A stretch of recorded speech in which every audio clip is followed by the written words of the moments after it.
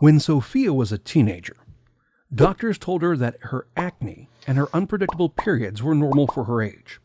When she started to gain weight around her midsection in her 20s, her primary care physician suggested she try to get more exercise. It wasn't until she was 35 and trying to have kids that she learned that the acne, irregular periods, and weight gain had actually been symptoms of polycystic ovary syndrome, or PCOS. What is PCOS? PCOS is a reproductive condition in which a woman has an imbalance of hormones. Those hormones, such as estrogen, progesterone, and testosterone, play many roles in the body's development and function, from guiding puberty and sex drive to producing red blood cells and managing your moods. One important role is controlling ovulation, the process by which a woman's ovaries release an egg each month. Typically, an egg is released from a fluid-filled sac in a woman's ovary each month and travels to her uterus. If it is not fertilized, she sheds her uterine lining and the egg itself during her period. The cysts that some women with PCOS have on their ovaries are actually fluid-filled sacs that each contain an egg. Several eggs prepare for release each month. Then when one is actually released, the others will start to dissolve. The hormonal imbalance in PCOS prevents the eggs from fully maturing, so none of them gets released to the uterus. The other eggs don't dissolve.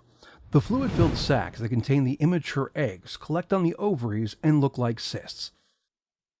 PCOS is the most common cause of infertility and can raise your risk for problems during a pregnancy like preeclampsia and gestational diabetes. But PCOS impacts women in many ways outside of pregnancy as well. Most women start to see symptoms during puberty or adolescence, though many, like Sophia, aren't diagnosed until years later. Around 10% of women have PCOS, but researchers are still learning about the condition. They know that most women with PCOS have high levels of androgens, or hormones more commonly associated with male development, such as testosterone in their blood, along with irregular fluctuations in several other hormones, such as luteinizing hormone and follicle-stimulating hormone. Those changes are what prevent their ovaries from releasing an egg, or ovulating each month before their period. When they don't ovulate, they may not get their periods at all. Irregular periods are one of the first signs of PCOS. Other symptoms include excess hair on the face and body in areas where men typically grow hair, like the chin and back, acne that continues into adulthood, insulin resistance, which doesn't cause many symptoms but can lead to weight gain, patches of darkened skin, and diabetes. The symptoms often vary from woman to woman, and there are many other symptoms that are not well understood, such as insomnia. Scientists don't yet know what causes PCOS, but both your genes and environment seem to play a role. About 25% of women with PCOS have moms with the condition. Some research has found that exposure to chemicals in the environment, such as per- and polyfluoroalkyl substances, known as PFAS, which come from factories and products like plastic water bottles, can increase the chances of getting PCOS. Women like Sophia are also at a heightened risk of developing these conditions because of PCOS. Endometrial cancer, diabetes, anxiety, depression, and other mental illness, obesity, sleep apnea, heart conditions, thyroid problems. You can treat PCOS in several ways.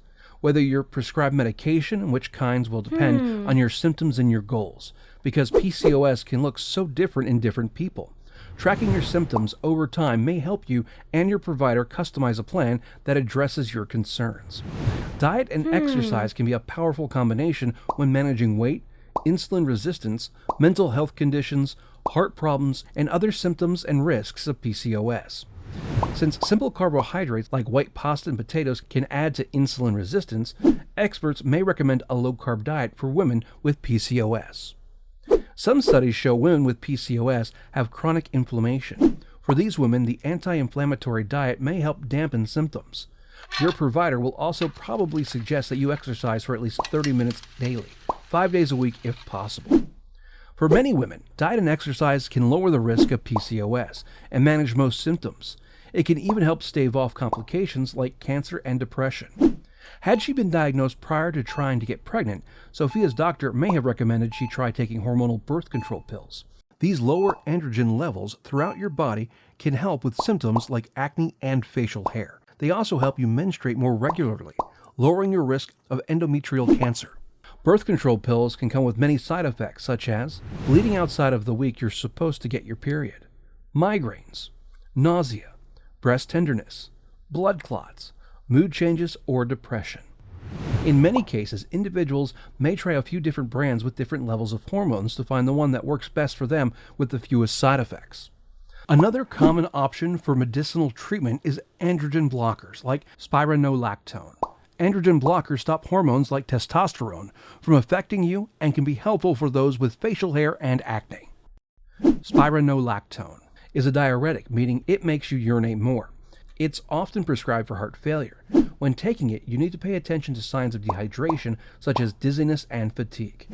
Other side effects might include cramps, breast pain, high potassium levels, or low sodium levels, both of which can lead to heart rhythm problems. Sophia was trying to get pregnant, and her doctor saw signs of insulin resistance, so her doctor suggested metformin, an old diabetes drug that can help with insulin resistance, weight, and other PCOS symptoms. It might help her start ovulating more regularly. Metformin can cause side effects such as gastrointestinal distress, nausea, diarrhea, flatulence, bloating, vitamin B deficiency, metallic taste in the mouth. As Sophia tries to get pregnant, if she's not ovulating regularly on metformin, her provider may recommend drugs to make her ovulate, such as clomiphene, letrozole, and gonadotropins, in addition to metformin. These drugs can cause multiple births, nausea and diarrhea, hot flashes.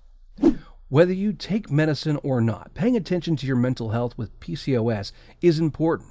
In addition to maintaining a healthy diet and regular physical activity, make sure you take time to distress by doing activities you enjoy, like journaling, drawing, or reading.